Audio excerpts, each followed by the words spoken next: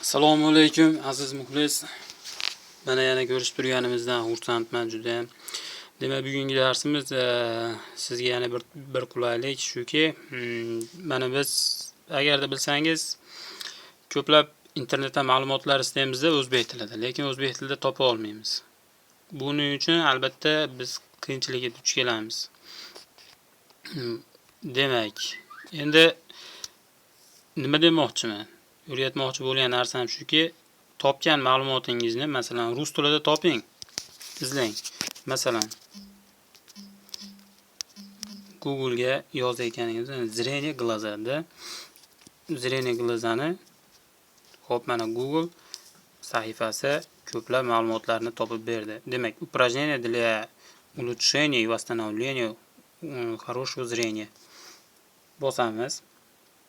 Rus tilidan ozmoz xabaringiz bo'ldimi? Oxirigacha tushunmadingizmi? Buni tarjima qilishni xohlaysiz. Sizda bu imkoniyat bor. Demak, biz sayt manzilini ko'chirib olamiz. Va Google Translation'ga murojaat qilamiz. translate.google.com yoki ru. Demak, tomosha qiling. Bu yerda chap tarafda определить языкка qo'yib bo'lgan avtomatik bu qoladi. Demak, bu yoqda esa bizga kerakli bo'lgan til o'zbekskiy язык. Demak, bu ham qoladi. Endi bu nima uchun kerak? Agarda siz определить язык bu saytni qanday tilda bo'lishidan qat'iy nazar avtomatik tarzda Google переводчик uni aniqlaydi-da, sizga o'zbek tiliga tarjima qilib beradi. Bu yerda siz shunchaki so'zni ham ishlatishingiz mumkin. Oddiyki so'z kiritib. Demak, mana Spasibo. Rahmat. Ko'rib turganingizdek shunday. Xo'p, endi saytni tarjima qilish.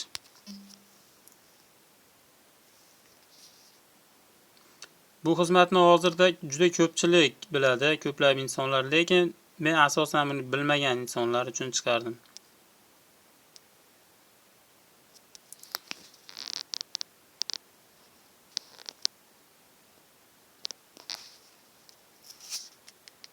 Demak, vstavit strelkani bosamiz.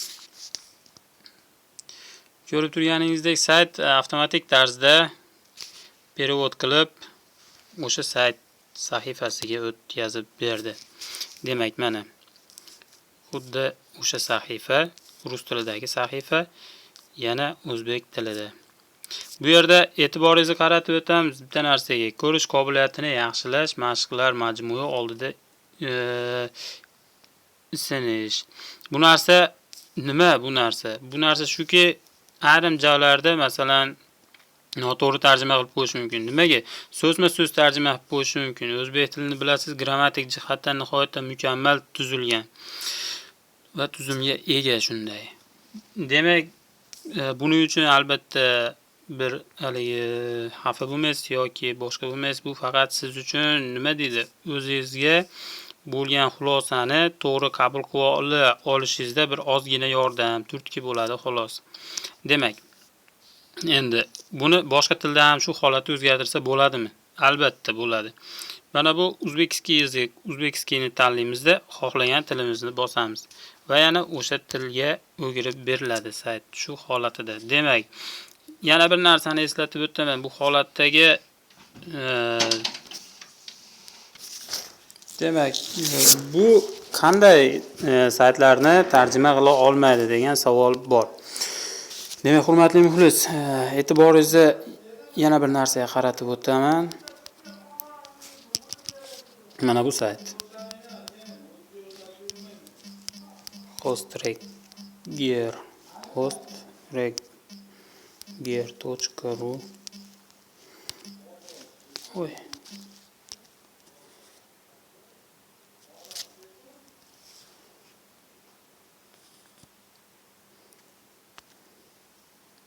Tarjima qilinyapti. Запрошенные страницы попытались выполнить переадресацию на самом себе. Mana ko'rib turganingizdek, ayrim saytlarni ayrim sayt sahifalarini tarjima qila olmaydi. Va yana nima? Yana ro'yxatdan o'tish joyi bo'lsa saytda o'sha ro'yxatdan o'tishdan keyingi sahifani sayt tarjima qilmaydi. Hurmatli muxlis, bu narsani e'tiboringizda saqlang. Hurmatli muxlis, bugungi mavzu uchun bo'lgan e'tiboringizga sizdan katta rahmat aytib qolaman. Keyingi videolarimizni kuzatib boring. Foydali ma'lumotlarni ulashishda davom etamiz. E'tiboringiz uchun rahmat yana bir bor. Salomat bo'ling.